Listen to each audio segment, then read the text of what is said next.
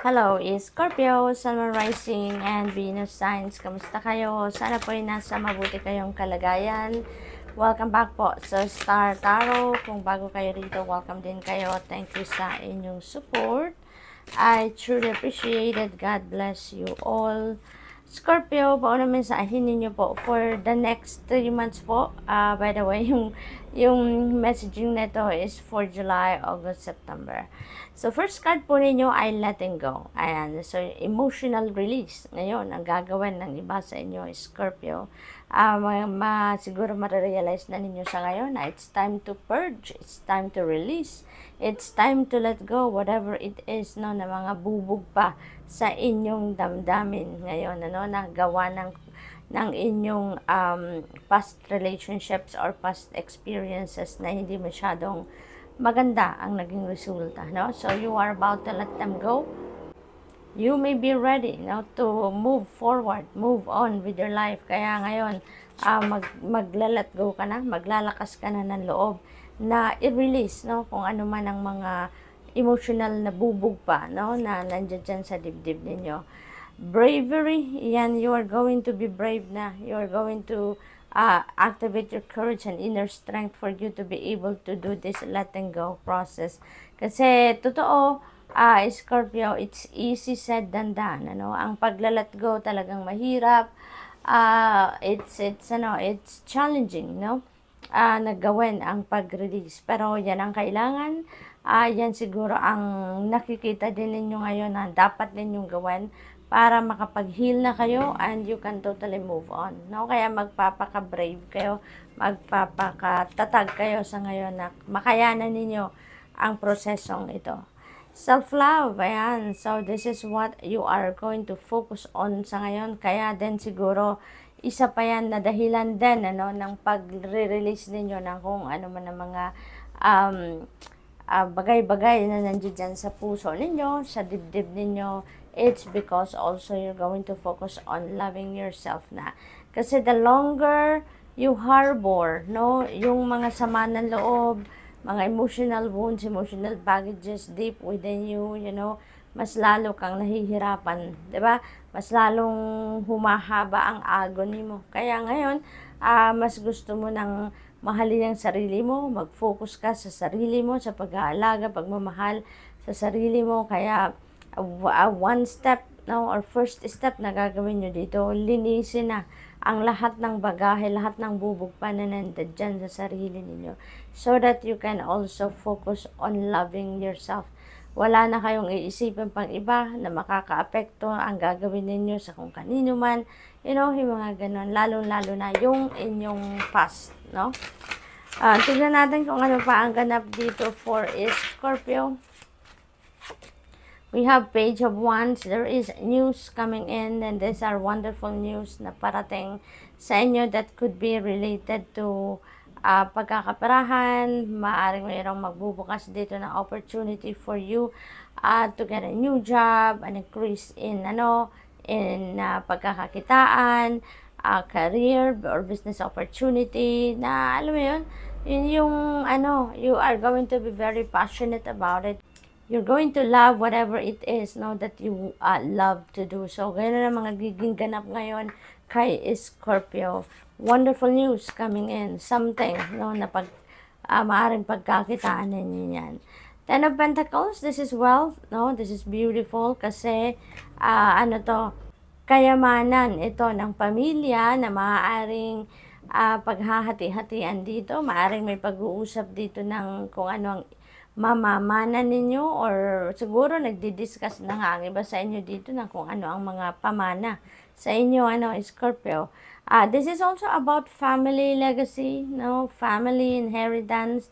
Maaari din na nasa stage na kayo dito ng kumbaga prosperous and abundant na kayo, no? You are financially stable na din siguro, kaya you can already provide for the needs of your family, not only for now, but for the long term. We have Ace of Cups, napakaganda naman, overflowing of blessings ang parating sa inyo.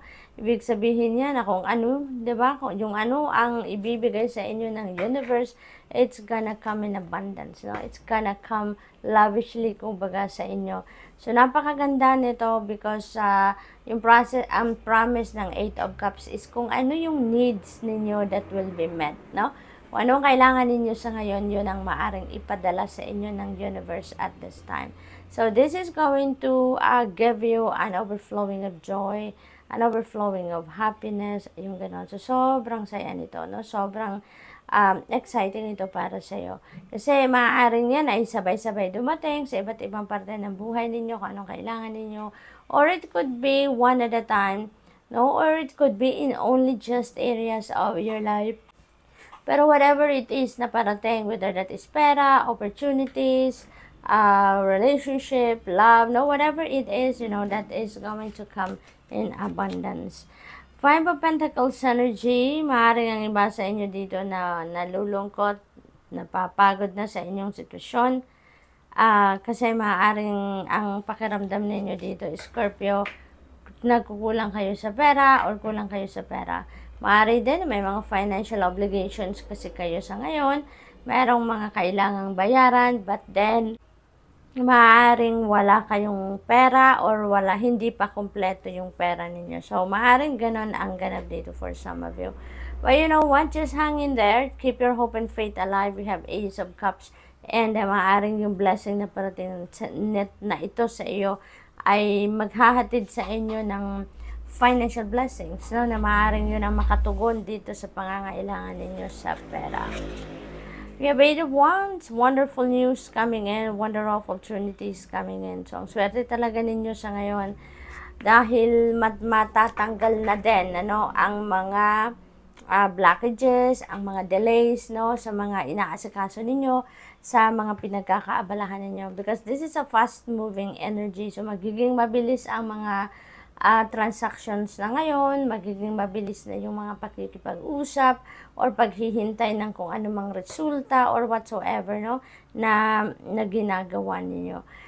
There is also travel for some of you. Maaaring ang travel na to kasama ninyo ang inyong mga kapamilya. For some reason, no, maaaring yung travel na to with the family is migration, no. Maaaring magmamigrate na kayo sa ibang bansa or mamamasyal kayo sa ibang bansa. Or pwede rin na pasya lang locally, pero yun nga, kasama siguro ninyo dito ang inyong pamilya. So what else? We have Hierophant. Ayan. So some of you dito siguro is focused on your spirituality, on the spiritual side of life ninyo. So siguro meron kayong ganong pinagkakaabalahan sa ngayon. Maybe then you are a mentor siguro. Maybe you are a spiritual person, spiritual guide, teacher, yung ganon, counselor. So, maaaring ganon trabaho ninyo. And there are people, no, na lumalapit sa inyo para humingi ng advice ninyo or humingi ng input from you regarding kung ano man ang kanilang sitwasyon, no? Posible din ang iba sa inyo dito ay ikakasal because yung Ace of Cups natin, baka yung dumating dito sa inyo is your love, diba? Yung soulmate niyo or yung twin flame niyo, at maaaring yan ay mauwi agad sa kasalan, diba? Kasi the Hierophant also represents marriage. So, tingnan natin kung ano naman ang mga mensahe na makikita natin dito for you sa usaping pag-ibig naman, love life. We have union, ayan. So, definitely, there is marriage happening. With the Hierophant and the Ace of Cups, meron at meron ditong ikakasal sa inyo. Kung hindi man kayo, siguro, meron kayong partnership, no? Na siguro business partnership or partnership in a business. Maaaring merong ganong ganap, no? Ang iba sa inyo dito. Ang iba sa inyo dito, Scorpio, is heading towards a serious relationship. Parang aangat na dito din yung commitment niyo na magle-level up na kayo. Magle-level up na ang ano niyo dito, ang relationship niyo with your person, no? At mas magiging serious na ngayon, mas magiging madalas na siguro dito ang pagdi-discuss ninyo for future plans, no, of getting married, maaring ganon. So, tignan natin kung ano naman ang mensahe para sa iyo pagdating sa inyong money, career, and finances. Scorpio. We have growth. Ayan, expansion, growth. Yun ang mga gagawin siguro ninyo ngayon. There's going to be a flow of money na dadating. There could be bonus, mga ganon, ano? Reward, financial reward sa inyo, bibigay sa inyo, or maaaring merong bago kayong job offer or career opportunity. Since meron din tayong Page of Wands, siguro ito na yung balita, no? Na meron na kayong bagong magiging trabaho, may promotion, maaaring ganon, ano? So, Scorpio, that's all I have for you for today. Thank you for watching. Love and light. Namaste.